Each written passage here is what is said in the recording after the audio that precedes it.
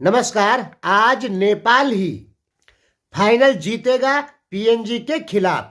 नेपाल और पीएनजी के बीच में टी20 मैच का फाइनल है आज, और इसमें ऐसा लग रहा है, आपको भी लग रहा होगा, माने नेपाली लोगों को, और हमें भी लग रहा है कि नेपाल ही जीतेगा। ऐसा क्यों लग रहा है? क्योंकि टी20 मुकाबले हो चुके हैं नेपाल और पीएनजी में अब तक 5 में से 4 जो है वो नेपाल जीता है, और नेपाल ने हर बार पीएनजी को बुरी कदर हराया है। कल का ही मैच देख लीजिए, कल नेपाल ने लगभग 85 रन से पीएनजी को हरा दिया। 85 रन की जो जीत होती है दोस्तों, बड़ी जीत मानी जाती है।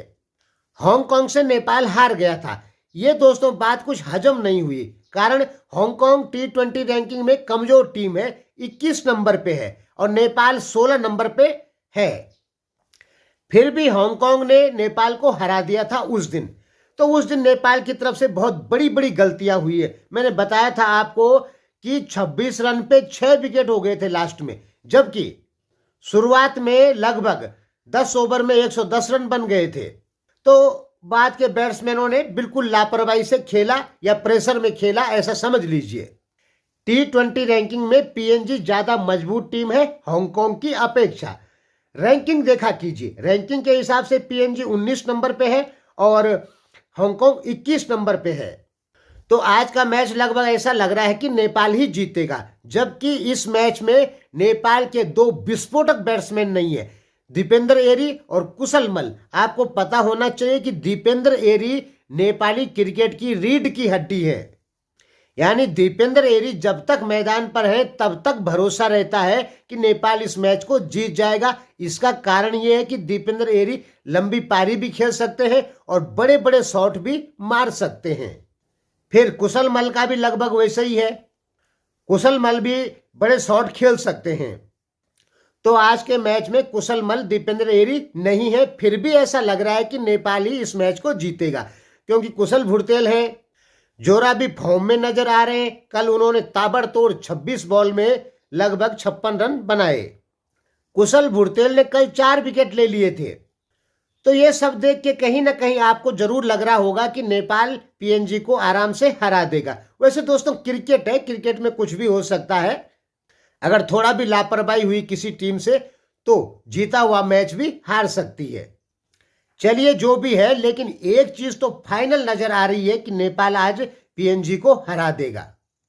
अब आपका क्या कहना है कमेंट में बताइए, देखते हैं कि आपका अंदाजा कितना सही रहता है।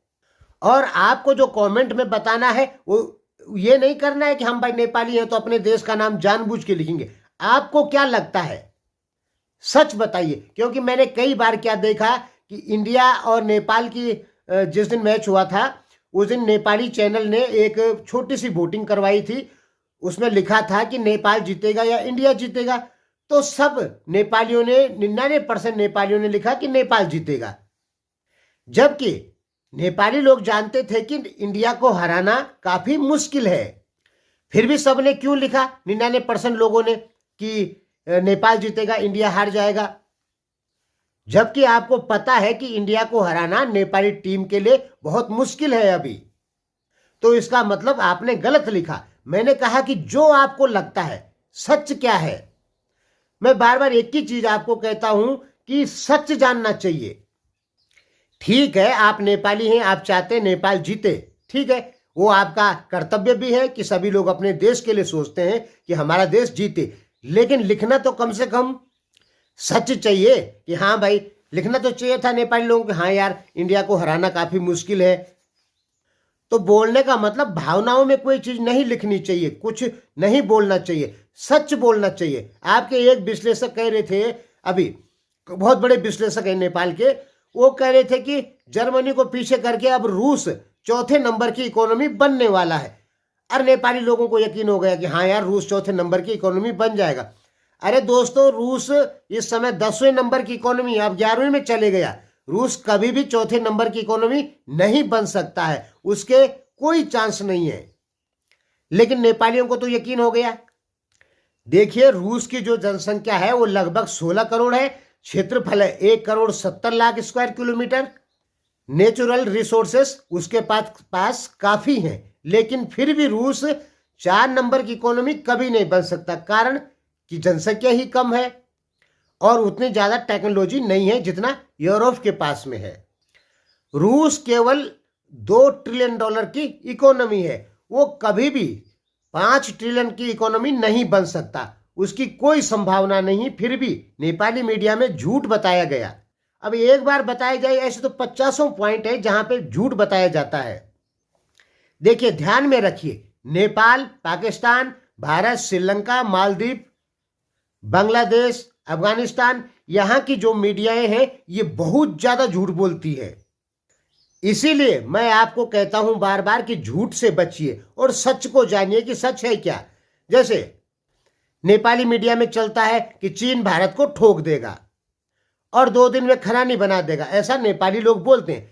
जबकि हकीकत क्या है, चीन भारत की जो लड़ाई होगी वो कई साल तक चलेगी। चीन भारत को नहीं हरा सकता, भारत चीन को नहीं हरा सकता, क्योंकि दोनों के पास में बहुत विशाल सेनाएं हैं। एटम बम का प्रयोग कोई करेगा नहीं। 3100 फाइटर प्लेन चीन के पास, लगभग 2200 भारत के पास। कुल मिलाजुला के कहना यह है कि चीन को इतना आसान नहीं है कि वो भारत को हरा दे, पर नेपाली मीडिया में तो चलता है। और जैसे भारत में भी चलता है, भारत में वो 4 राफेल मंगाए थे तो भारत की बड़ी मीडिया कहने लग गई अब तो चीन को ठोक देंगे। तो क्या दोस्तों 4 राफेल फाइटर प्लेन से भारत चीन को ठोक देगा? नहीं ठोक सकता है, लेकिन मीडिया है कुछ भी बक देती है।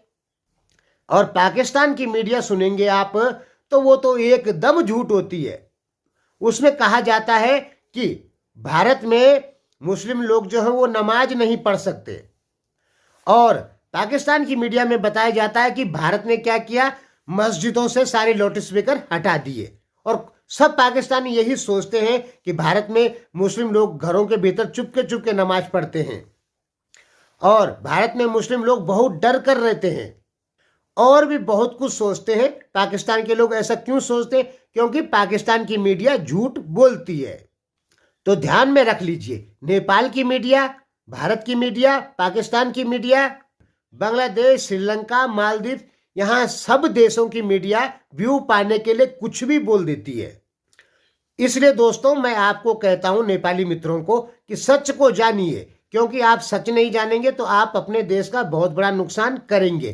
पाकिस्तान ने सच नहीं जाना, वहां की जनता ने, तो क्या हुआ, पाकिस्तान बहुत बड़ा, पाकिस्तान की इकोनॉमी बहुत अच्छी होनी थी, 8 ट्रिलियन रुपए खत्म कर दिए, $8 ट्रिलियन खत्म कर दिए पाकिस्तान ने भारत से लड़ते हुए। अगर वो 8 ट्रिलियन उसके पास होते तो कितना हो जाता?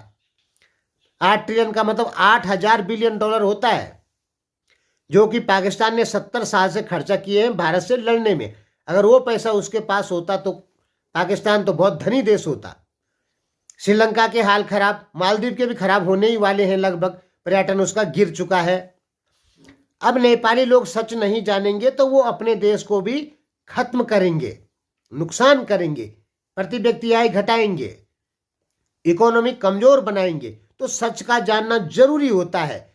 जब जनता सच जान लेती है तो वो देश आसानी से गलत नहीं कर सकता, क्योंकि नेता लोग क्या करते हैं, जनता का ब्रेन वॉश करते हैं झूठ बोलकर और अपने स्वार्थों की पूर्ति करते हैं। तो सच जानना बहुत जरूरी है, जो कि नेपाल के लोग नहीं जानते, भारत के लोग भी लगभग नहीं जानते, पाकिस्तान के तो खैर जानते ही नहीं है। तो सब देशों की सरकारों ने क्या कर रखा है, अपने देश की जनता को ब्रेन वॉश कर रखा है किसी एक देश के प्रति। इसलिए सच को जानना जरूरी है। धन्यवाद।